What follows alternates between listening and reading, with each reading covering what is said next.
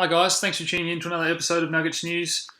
This week we're going to go over the big three as well as Neo or Bitcoin Cash or Bcash, depending on what you want to label it. But last week we were heading into the week, we were trading at 41.40 at time of recording, and I said I think we need to have a pullback. Okay, as this bracket ends, maybe we see a little bit more of a burst higher, but we need to take a breather. Okay, we've run pretty hard, pretty fast in a short amount of time. So the market has taken that breather now. We've seen a bit of whipsaw. Okay, I want to zoom into a 4-hour chart because the next few days and weeks for Bitcoin are now really, really important if cycle bracket theory plays out the way I think it's going to. So we've definitely got a little bit of an uptrend line there with a few touches, but we haven't been able to close above 4,400 a few times now. We've been our head on that ceiling, and if we can't break out and make new all-time highs, okay, for when this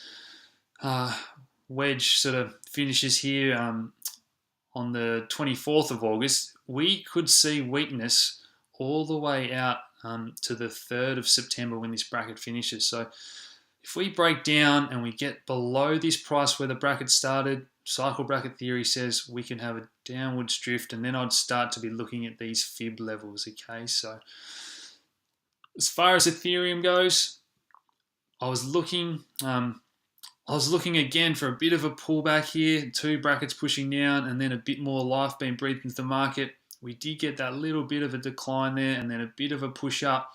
And again, I'll zoom into the 4-hour chart because I think all eyes have been off Ethereum, okay? Bitcoin's had the spotlight. A few other coins have done really well. Ethereum has actually had some really positive announcements over the past week or two, but the price has just sort of stayed in this range here, okay, and getting really tight now. And I actually think we're going to see this break to the upside.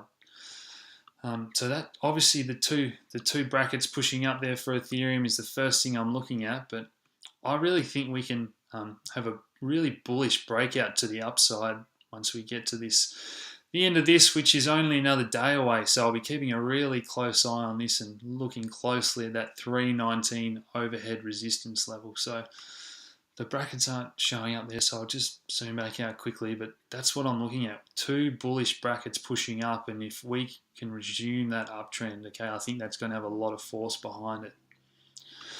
Litecoin, as always, acting as a stable coin. A lot of people can't understand why Litecoin has held up its value, but the fact is it's stood the test of time. It's been around the second longest of any coin, and a lot of people prefer this than maybe hanging out in US dollar Tether or other coins on the sidelines. And obviously there's these two trend lines I'm looking at, one with the touches of the wicks and other with the closes on this daily chart, but we have gone below that daily close a couple of times, but we've never gone below the touches here on the wicks. And normally we put more weight into the daily closes in stock market trading, but these markets that trade 24/7 don't really have those open and closes and the gaps between trading periods. So I'm keeping an eye on both these trend lines. And again, an example of cycle bracket theory, just look at these perfect ups and downs, okay? Ebbs and flows of these cycle brackets,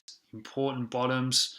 The timing's almost been perfect with this cycle bracket theory, and see if we can't get another push up before we have that pullback there to the end of August with Litecoin. So Neo, now coming into last week, I was saying that my brackets were a bit of a guide, but I was hoping that they would stay true as they have guided us relatively well. But we're trading right around here at the edge of this pennant, and I said I thought we were going to break out to the upside, and sure enough we got a nice big move, almost 50% profit, okay, if you've traded that well. Then we got this decline, a bit of a bounce here as these brackets sort of look to push up, but again, cycle bracket theory says now that we've made new lows, we could see weakness remain for the length of this cycle bracket. And let's not forget, this has run really hard, really fast again, and this bracket bottoms around the 25th of August, so a week from now.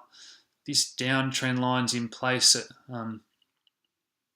just here, so overhead resistance would have to be the first thing that we break. Otherwise, we could see this just continue to drift down here before we get that next push up from that bracket, if my cycle brackets hold true for NEO there. So the final thing I want to look at and talk about is Bitcoin Cash. So for my members, I advise selling on day one to lock in some profits with that free money, if you will.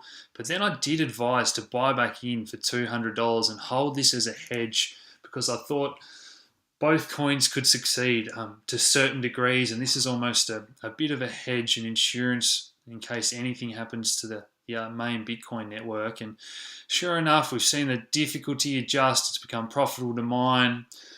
SegWit2x headlines have started to raise their head a little bit, and we've seen a huge bounce now, and well done to members who have tripled their money on that one. But again, consolidating around a high fib level here, so I'm going to be keeping a close eye on this to see if we can consolidate around this level and possibly even have another push higher. Who knows? But if you've held both coins, you've gone from having a combined value of $2,000 only a month or two ago to a combined value of $5,000 almost now. So you've done really well in that aspect alone. So as always, guys, thanks for tuning in. Plenty of action to look forward to this week, okay?